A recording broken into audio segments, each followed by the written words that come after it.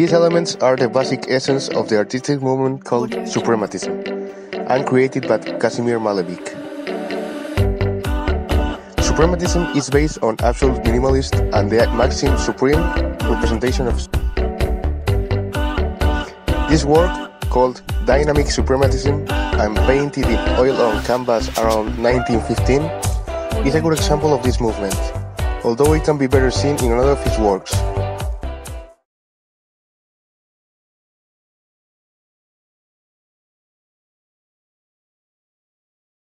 The Fountain is a work of art attributed to Marcel Duchamp. It is a piece called ready-made. They are made through the use of exciting objects that are not normally considered artistic.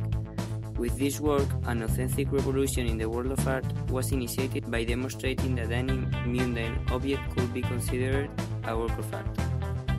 It is currently in the Tate Modern Museum in London. The work consists of a simple masculine urinal of white color with an inscription in blank ink in the inferior part which, Mat 1917 is read.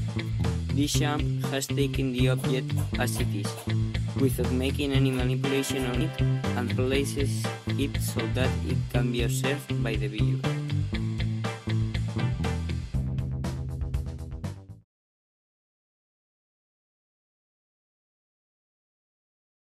The Three Dancers is one of his most popular works. This painting shows perfectly the vanguardist style of Picasso, as well as his solid and big lines.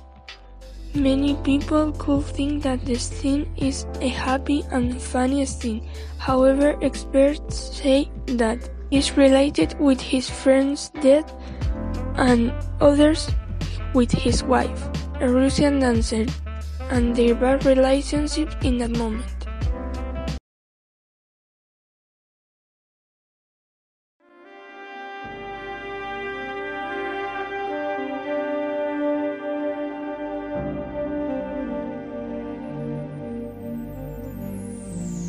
An artist who made characteristic paintings by being disconcerting and expressionless.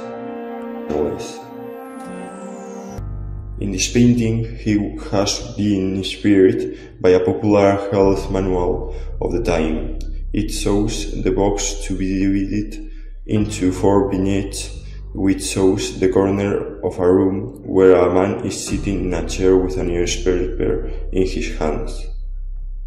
In the vignettes, the man leaves the chair and didn't appear again in the room.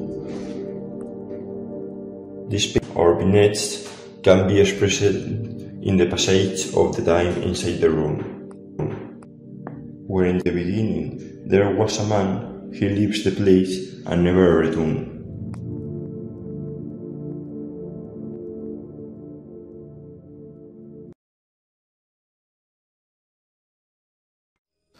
Hello, my name is Raúl and I'm going to talk about the Lobster Telephone by Salvador Dalí. Dalí was a painter, sculptor, filmmaker, set designer and writer from the 20th century. It is considered one of the highest representatives of the surrealism. Dalí is known for his striking and bizarre surreal images. He was influenced by the Renaissance art. One of these crazy artworks is an sculpture called Lobster Telephone. It is literally a telephone with a lobster in the top. Dalí said he doesn't understand why when he orders a lobster roasted in a restaurant, he never gets served a roasted foam. He doesn't understand why champagne is always served cold, while foams, which are often warm and sticky, are not served in silver cups with ice. The most of the people can believe he was crazy, because no one can relate a telephone with a lobster, but he did. When I saw it for the first time, I felt it was strange, but when I finished understanding the meaning of the sculpture, I thought it was funny.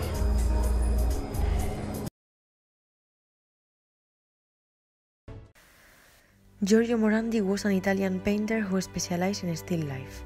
His paintings are noted for their simple subjects, which were limited mainly to bottles, bowls, flowers and landscapes. Morandi painted the same selection of familiar items like bottles, bowls, pots and boxes. Still Life is an oil painting by him. In this work, uses a muted color palette. The canvas was prepared with a white ground layer and an underdrawing made with graphite is visible around the central base.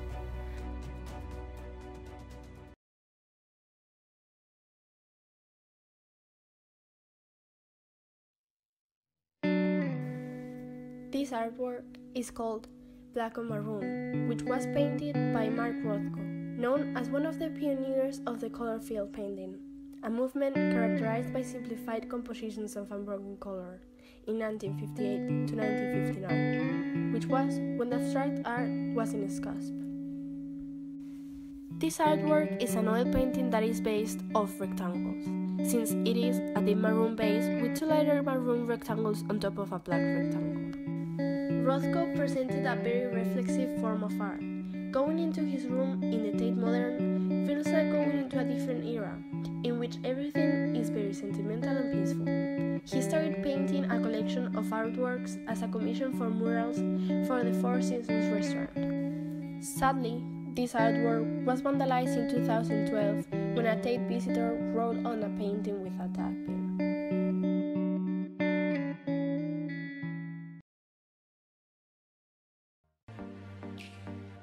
Calandre is an American minimalism artist most known for his works on sculptures based on a grid format. He was a leading artist on the minimal art that took place on the 60s. Today he is 83 years old. These sculptures belong to the Andre's early work in wood about the space and form. While sharing a studio with Frank Stella, Andre developed a series of wooden cut sculptures. Last Ladder and previous one First Ladders belong to this period. From my point of view, this sculpture is a good representation of minimalism as the raw material is kept as is originally found, and is reflecting the grid format through the symmetry of the carved steps, but at the same time is functional and inspired on primitive ladders as we can see in all cultures in Asia and Africa.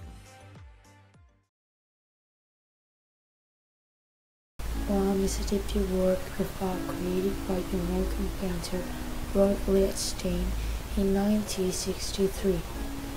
This painting, apart from being iconic from the pop art movement, is one of the most important works in Liechtenstein's work.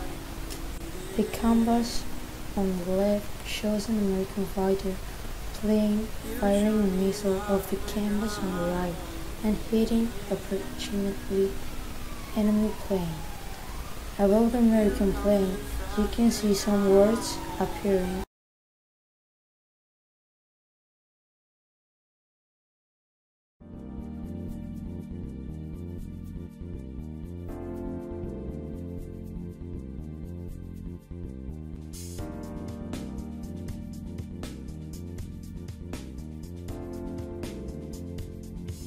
Edward Krasinski is a Polish artist who began his career as an illustrator and set designer. This installation consists of 12 suspended mirrors of equal size. A continuous line of blue tape runs along the wall and the surface of each mirror. It integrates the mirrors with the surroundings, erasing the difference between real and reflected space. The rows of overlapping mirrors generate a sense of movement depending on the viewpoint of the spectator, who is also reflected in the work.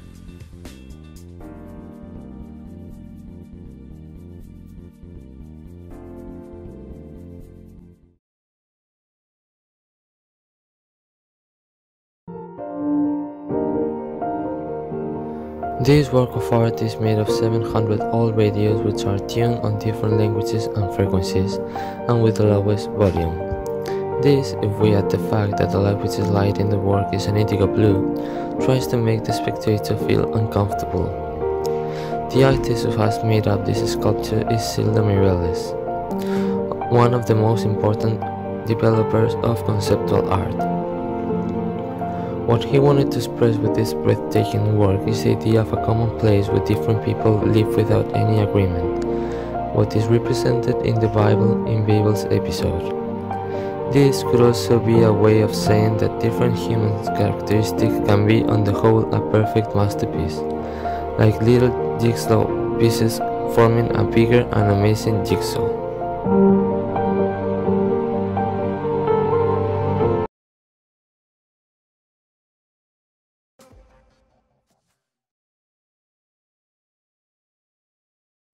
Iris Light is a sculpture exhibited at the Tate Modern, and it's made by Anish Kapoor, born in 1954. In the Iris Light, different types of colors are used. Outside, the color is a type of white that could represent an egg. Inside, the color is a dark red, the tone of blood. The sculpture also uses the effect of the reflections produced by the red color. The height is 3 meters and the diameter is 2.5 meters. That extension and its shape attracts the audience to get into it. Think that the Iris Light invites you. When someone is in the Iris Light, feels like if we were in another place or even in another world. The oval shape makes the sound as if it was away, and it can make you feel amazing. I think the Iris Light is a very interesting and original sculpture. It's amazing how a simple sculpture can make you feel like in another planet.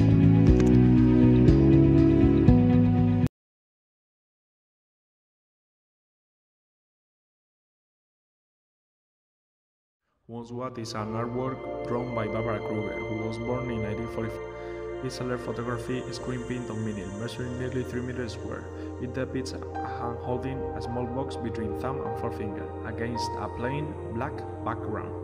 This provocative question, once what, is superimposed in white capital letters on a red ground along the box's side.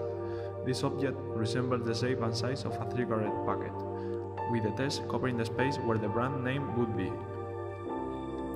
The text speaks directly to the viewer, implying a reconsideration of questions of property and class, and commenting on the distribution of economic power in society.